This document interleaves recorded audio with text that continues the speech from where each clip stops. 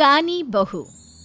किशोरी लाल जी के बेटे राघव की शादी की बात जगह जगह चल रही थी, लेकिन किशोरी लाल जी को कोई लड़की पसंद ही नहीं आती थी। और उसकी एक ही वजह थी, किशोरी लाल जी का लालची होना। उनको लड़की वालों से मोटा दहेज चाहिए था और इसी चक्कर में एक दिन वो एक बहुत पैसे वाले के घर अपने बेटे का रिश्ता लेकर पहुंचे। उस आदमी का नाम था ओम प्रकाश। देखिए किशोरी लाल जी, मेरी एक ही बेटी है और मेरी सारी संपत्ति जायदाद सब कुछ मेरी बेटी नैना का ही है। पापा, नाम से लगता है बहुत खूबसूरत होगी। कितना अच्छा नाम है ना, नैना। ओ, वैसे बात तो सही है आपकी। अब इतना पैसा है, जमीन जायदाद है, इकलौती बेटी, आप भी क्या करेंगे? सब कुछ उसे ही देंगे ना। बिल्कुल ठीक पहचाना आपने। बस बेटी की शादी और सारी जायदाद उसके नाम। पापा, बिना देखे हाँ कर दीजिए ना। इतना अच्छा रिश्ता फिर कहाँ मिलेगा? माला माल हो जाएंगे हम। मैं अपनी बेटी को बुलाता हूँ। अरे नहीं नहीं नहीं नहीं, आपकी बेटी का नाम नैना है, सुनकर ही लगता है बहुत सुंदर होगी। रहने दीजिए अंकल, मैं तो आपकी बेटी के नाम से ही इतना खुश हो गया हूँ कि उसे बिना देखे शादी करने को तैयार हूँ।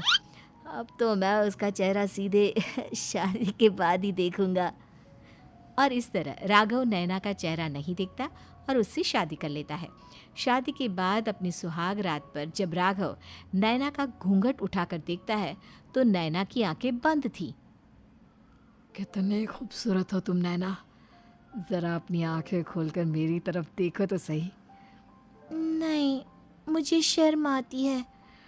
अरे, मैंने तुम्हें शादी से पहले भी नहीं देखा और अब अगर तुम आंखें खोलकर मुझे देखोगी भी नहीं तो मुझे अच्छा कैसे लगेगा? इससे पहले कि नैना अपनी आंखें खोलकर राघव की तरफ देखती, अचानक से लाइट चली गई और राघव नैना को पूरी तरह से देख भी नहीं पाया। अगली सुबह नैना राघव के लिए नाश्ता बनाकर लेकर आई। अरे ये क्या, आधा पराठा सेका हुआ है और आधा बिल्कुल कच्चा। ये तुमने क्या किया नैना? बहू, तुमने क्या आधा पराठा तवे से नीचे लटका कर रखा था जो आधा सिका है और आधा कच्चा? मुझे जितना दिखेगा उतना ही तो सीखूंगी ना पापा जी। जहाँ जहाँ मुझे नजर आ रहा था वहाँ मैंने सीख लिया, जहाँ जहाँ नहीं दिखा वहाँ कच्चा रह गया होगा। इसका क्या मतलब है? ये कैसा मजाक कर रही है तुम? अरे बहू, तुमने इतना लंबा घूंघट क्यों लगाया हुआ है? देखो, हमारे घर में बहुओं को बेटी की तरह रखा जाता है और फिर तुम तो इतना सारा माल लेकर आई हो। देखो, ये घूंघट डालकर रखने की कोई ज़रूरत नहीं है। हाँ नैना, पापा जी ठीक कह रहे हैं, तुम तो आराम से रहो, अपना ही घर समझो। नैना अचानक से अपना घूंघट उठा लेती है। अरे ये क्या पापा, नैना की तो एक आंख फूटी हुई है। नाम से नैना, लेकिन ये तो कानी बहू निकली। मेरे साथ धोखा हुआ है, धोखा। बिना दिखाए अपनी कानी लड़की मेरे संग ब्याह दी। मुझे कानी बीवी नहीं चाहिए। मुझे अभी ओम प्रकाश जी से बात करनी पड़ेगी। आखिर उन्होंने मेरे साथ ऐसा किया क्यों? अरे, आप लोगों ने ही तो पापा से कहा था कि आप लोग शादी से पहले मुझे देखना नहीं चाहते। अब मेरे पापा पर क्यों इल्जाम लगा रहे हैं? अरे लेकिन उन्हें बताना तो चाहिए था ना कि तुम कानी हो, एक आंख से तुम्हें दिखाई नहीं देता। किशोरी लाल और राघव नाराज होकर ओम प्रकाश को अपने घर बुलाते हैं। पापा जी, ये आपने क्या किया? शादी से पहले बताया क्यों नहीं कि नैना की आंखों में परेशानी है? अरे, आप ही ने तो लड़की देखने से मना कर दिया था। अरे लेकिन आप बता तो सकते थे। आपको तो हमारी बेटी की प्रॉपर्टी चाहिए थी, वो भी पूरी की पूरी। अब क्या हुआ अगर उसे आधा दिखाई देता है? प्रॉपर्टी तो आपको पूरी मिल गई ना। अरे ये क्या बात हुई? मेरी शादी प्रॉपर्टी से नहीं, आपकी बेटी से हुई है। अब ये तो पहले सोचना चाहिए था, तब तो मेरी प्रॉपर्टी देखकर तुम्हारी जुबान लप लपा रही थी। लेकिन मैं कानी लड़की को अपनी बीवी बनाकर नहीं रख सकता। पापा, कुछ करिए ना आप। हाँ, करता हूँ। देखिए ओम प्रकाश जी, आप हमारे साथ ऐसा नहीं कर सकते। और तुम देखो, अगर तुमने मेरी बेटी से शादी तोड़ी ना, तो जो भी प्रॉपर्टी मैंने तुम्हें दी है वो तो पूरी की पूरी वापस ले ही लूँगा, और आधी प्रॉपर्टी तुम्हारी भी लूँगा। अरे मेरी आधी प्रॉपर्टी भला क्यों लेंगे आप? इसलिए क्योंकि मेरी बेटी को आधा नज़र आता है और उसकी नज़र अभी तक तुम्हारी आधी जायदाद पर ही पड़ी है।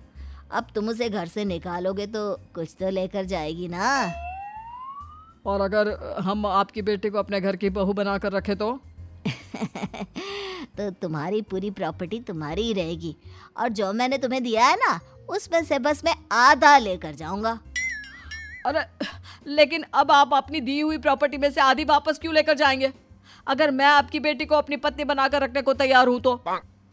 इसलिए ताकि भविष्य में अगर तुम मेरी बेटी को धोखा दो तो उसके पास कुछ तो रहे जो पति का हो।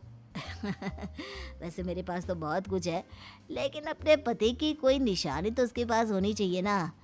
अब अगर तुमने मेरी बेटी को कानी कहा तो तुम्हें प्रॉपर्टी भी कानी ही मिलेगी, पूरी नहीं। जमाए राजा। किशोरी लाल और राघव समझ चुके थे कि वो बुरी तरह फंस चुके हैं और अब उनके पास वहां से निकलने का कोई चारा नहीं है। अब समझ में आया ना, लालच बुरी बला होती है।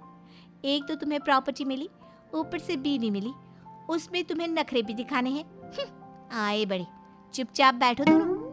कुछ दिनों के बाद नैना राघव की कार लेकर बाजार घूमने निकलती है और जब कार लेकर वापस आती है, ये क्या? एक तरफ से मेरी गाड़ी पूरी खराब हो चुकी है। लगता है तुमने मेरी गाड़ी को किसी दूसरी गाड़ी के साथ एक्सीडेंट किया है। अरे अरे कितना बड़ा नुकसान कर दिया तुमने बहू। वो क्या है ना पापा जी, मुझे एक आंख से दिखाई नहीं दे रहा था, सामने से गाड़ी आ रही थी।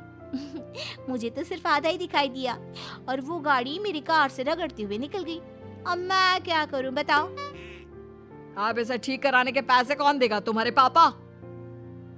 तुमने मुझसे इस तरह से बात की? अभी रुको। नैना राघव की शिकायत ओम प्रकाश को कर देती है। देखो राघव, अब जो मेरी आधी प्रॉपर्टी तुम्हारे पास थी ना, उसमें से आधी और मैं लेकर जाऊंगा, क्योंकि तुमने मेरी बेटी को डांटा। अरे नहीं नहीं पापा जी, गलती हो गई, माफ कर दो। गलती की तो कोई गुंजाइश ही नहीं। अगली बार मेरी बेटी को डांटा तो बची हुई आधी में से आधी और ले जाऊंगा। लालच के चक्कर में हम दोनों ने बहुत बड़ी गलती कर दी बेटा। एक तो तुम्हें कानी बहू मिली और ऊपर से जो माल मिला वो भी काना। इस तरह राघव की हर एक गलती पर ओम प्रकाश उसकी प्रॉपर्टी का आधा आधा हिस्सा लेकर अपना सारा माल वापस ले गया और राघव को कानी बीवी से काम चलाना पड़ा। भाई लालच वाकई में बुरी बला है।